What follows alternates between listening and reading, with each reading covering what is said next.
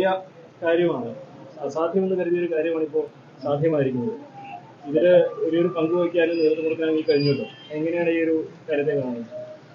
എനിക്ക് ആദ്യം പറയാനുള്ള എല്ലാവരോടും നന്ദി മാത്രമാണ് പറയാനുള്ളത്.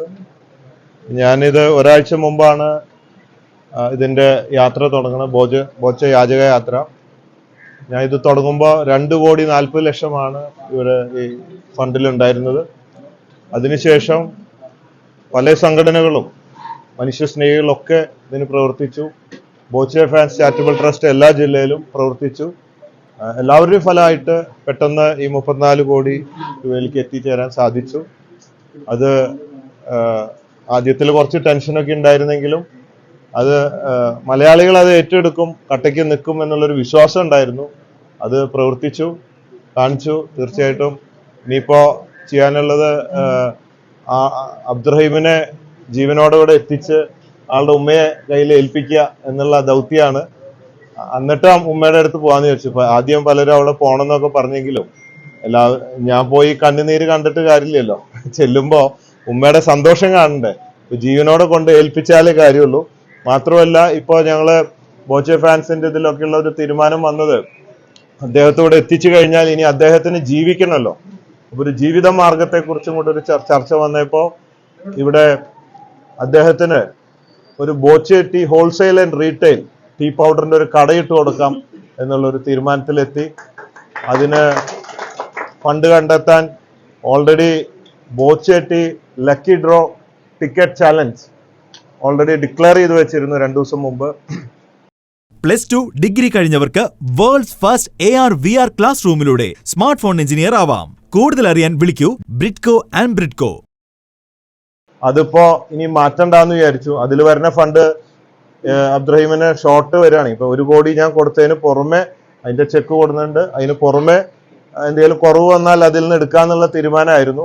അപ്പൊ അത് ക്യാൻസൽ ചെയ്യുന്നില്ല, ഇതങ്ങനെ തന്നെ വെക്കുകയും അതിൽ വരുന്ന ഫണ്ട് ഇദ്ദേഹത്തിന് കടയിട്ട് കൊടുക്കാനുള്ള ഒരു തീരുമാനത്തിലാണ് ഉള്ളത്. അതുകൊണ്ട് ബോച്ചേറ്റിയിൽ അതിൻ്റെതായ കാര്യങ്ങൾ നടക്കുമെന്ന് വിചാരിക്കുന്നു. അത് ഞങ്ങൾ ഈ മാസം അവസാനമാണ് ലോഞ്ച് ചെയ്യാൻ വെച്ചിരുന്നത് ബോച്ചേറ്റി. അതിപ്പോൾ ഓൺലൈൻ മാത്രം നേരത്തെയാക്കി. ദിവസേന അതിലൂടെ രാത്രി 10:30 നറുക്കെടുപ്പിലൂടെ എല്ലാ ദിവസവും ഓരോരുത്തർക്ക് 10 ലക്ഷം രൂപ സമ്മാനവും 15,000 പേർക്ക് മറ്റ് ക്യാഷ് പ്രൈസുകളും കൊടുക്കുന്ന ഒരു സംവിധാനം, അത് പ്രൊമോട്ട് ചെയ്യാൻ വേണ്ടി പെട്ടെന്ന് ഫണ്ടിന് വേണ്ടിയിട്ടാണ് പെട്ടെന്ന് ഓൺലൈനിൽ അങ്ങനെ ഒരു സംവിധാനം കൊണ്ടുവച്ചത്. അതുകൊണ്ട് തീർച്ചയായിട്ടും ആ ഫണ്ട് അതിന് ഉപയോഗിക്കാനാണ് ഉദ്ദേശിക്കുന്നത്. മറ്റ് കൂടുതലായിട്ടൊന്നുമില്ല. നന്ദി മാത്രമേ മലയാളികളോട് പറയാറുള്ളൂ. ഒരു ടെൻഷൻ ഉണ്ടായിരുന്നു, ഇന്നലെ വരെ ഒരു ടെൻഷനായിരുന്നു. ഇത് വീണ്ടും ഇതിനിടയ്ക്ക് പല കുപ്രചരണങ്ങളൊക്കെ വന്നിട്ട് ഇതിന് ഫണ്ട് കൊടുക്കരുത്, ഓൾറെഡി അബ്ദുറഹീം ജയിൽ മോചിതനായി എന്നൊക്കെ പറഞ്ഞിട്ട് വന്നപ്പോൾ ഇടയ്ക്ക് വെച്ച് ഇത്തിരി സ്ലോ ആയി. വീണ്ടും ഇന്നേക്ക് വളരെ കോൺഫിഡന്റ് ആയി. എല്ലാവരോടും നന്ദി.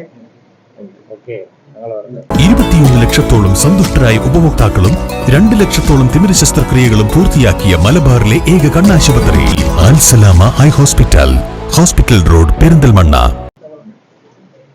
എല്ലാവരും കാത്തിരുന്ന ഒരു സുവർണ നിമിഷമാണ് ഇപ്പോൾ ഇവിടെ സാക്ഷാത്കരിച്ചത്. അബ്ദുറഹീമിന്റെ മോചനം, അതാണല്ലോ നമ്മളൊക്കെ ലക്ഷ്യം വെച്ചത്.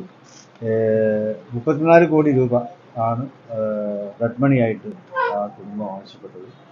അതൊരു ചാലഞ്ചായിട്ട് തന്നെ അത് ഏറ്റെടുക്കുവാൻ സൗദിയിലെ റിയാദിലെ ഇത്രയും കാലം ഉണ്ടായിരുന്ന റിയാദിലെ സന്നദ്ധ സംഘടനകളൊക്കെ തയ്യാറായി. അത് KMCCയുടെ നേതാവ് അഷ്റഫിന്റെ നേതൃത്വത്തിൽ എല്ലാ സംഘടനകളെയും അഷ്റഫ് വേങ്ങാട് എല്ലാ സംഘടനയും കൂടി യോജിപ്പിച്ചുകൊണ്ട് ഒരു മുന്നേറ്റം ഉണ്ടാക്കി അവർ ഒരു ക്രൗഡ് ഫണ്ടിങ്ങിന് വേണ്ടി ആഹ്വാനം ചെയ്യുകയും അത് എല്ലാ മലയാളികളും അത് ഏറ്റെടുക്കുകയും ചെയ്തു. പറഞ്ഞതുപോലെ ജാതി മത രാഷ്ട്രീയ ഭേദമന്യേ ഓരോരുത്തരും അത് ഏറ്റെടുത്തുകൊണ്ട് ഇത് കേരളത്തിന്റെ തന്നെ ഏറ്റവും ഒരു അനുകമ്പയുടെ ഒരു ഉദാഹരണമായിട്ട് മാറിക്കഴിഞ്ഞിരിക്കുകയാണ്.